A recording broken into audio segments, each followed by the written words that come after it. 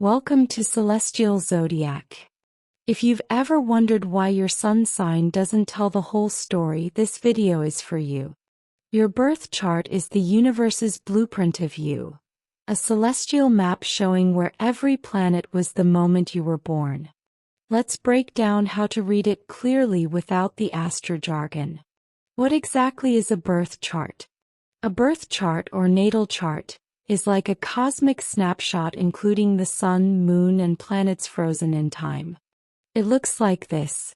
The chart is divided into 12 houses, each representing an area of your life such as love, work, health, creativity, and more. The signs show how your energy expresses itself. The planets show what kind of energy it is. The houses show where it plays out. Together they form the story of you. Let's start with the big three: your sun, moon, and rising signs. Your sun sign is your identity, life force, and what drives you. Your moon sign controls your emotions and inner world.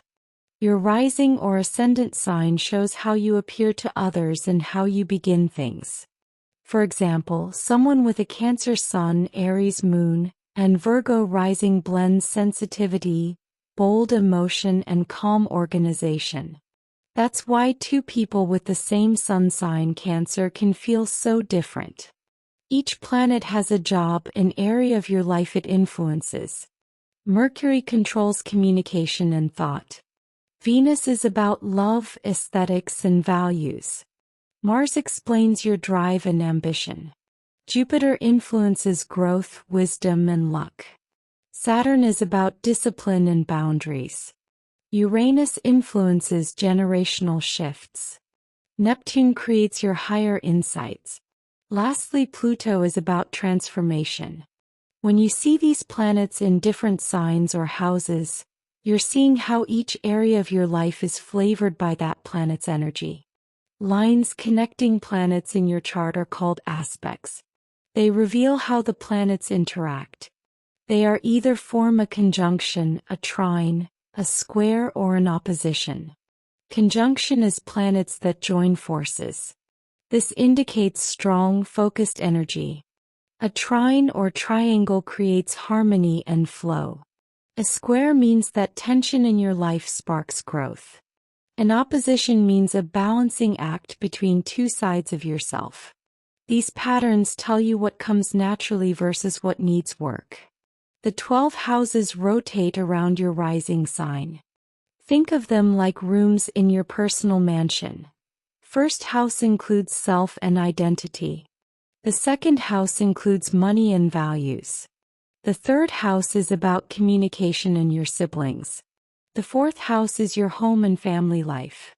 The fifth house has to do with creativity and romance. Your sixth house influences work and wellness. Your seventh house controls partnerships. Your eighth house is about transformation and infancy. Your ninth house contains travel and philosophy. The 10th house influences career and reputation. The 11th house is about friends and community. Finally, the 12th house is about the subconscious and healing. Wherever the planets fall, that's where their influence lives.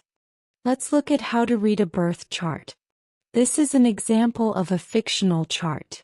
When you first look at your birth chart, you'll notice it's made up of several circular layers. The layout can seem confusing at first, but once you understand what each ring represents, it starts to make sense.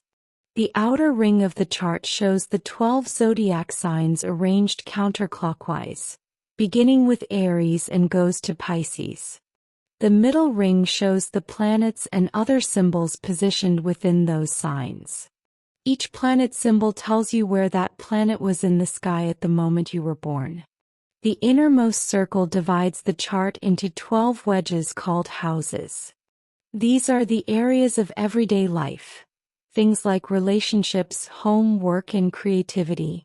The first house starts at the ascendant line on the left, and the houses continue counterclockwise all the way around.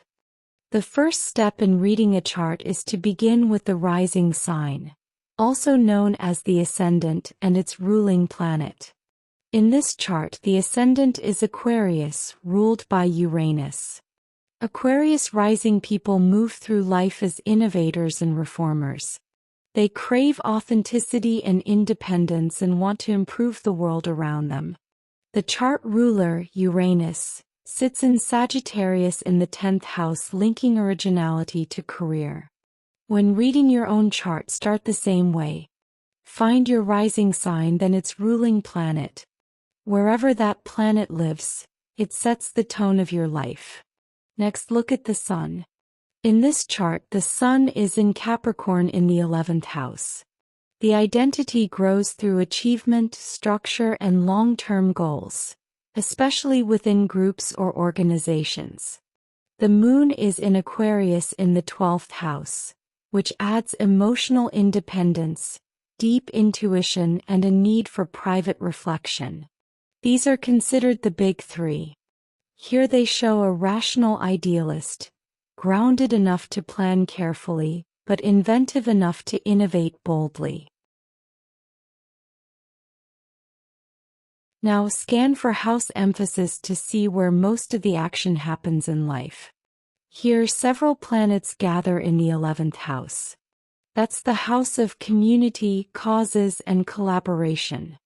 It tells us this person's energy shines brightest when working with others or pursuing shared goals. Their Mercury and Venus in Capricorn give practical intelligence and loyalty in friendship and love. Neptune adds imagination and purpose to group projects. Mars in Scorpio in the 9th house brings a fierce drive for knowledge and exploration. Jupiter in Aquarius, right near the ascendant, gives this person a generous, open-minded outlook. They approach life with optimism and curiosity. Saturn in Sagittarius in the 9th house adds discipline in study and philosophy. Pluto in Scorpio deepens the need for transformation through learning and truth. Together, the 9th through 11th houses dominate, showing a life path centered on higher knowledge, community, and change. Next, look at the aspects, the lines that connect planets like a web of conversation. Blue lines show flow, while red lines show growth through challenge. The Sun forms a sextile with Mars, showing that drive and ambition work together. A sextile is an aspect formed when two planets are about 60 degrees apart on the zodiac wheel. It's considered a harmonious aspect, not as effortless as a trine 120 degrees, but still very positive and full of potential. The Sun joins Mercury and Venus, blending intellect, charm, and purpose. The Moon joins the ascendant, giving a visible emotional presence. Mars squares Jupiter, evidenced by the 90-degree angle. This creates tension between energy and focus, a reminder to pace ambition carefully. You have huge motivation but must learn pacing and direction. The challenge is not to overextend energy. Finally, you bring everything together into a life snapshot. Career-wise, Uranus as chart ruler in the 10th house, along with a Capricorn cluster in the 11th, points to someone who leads change.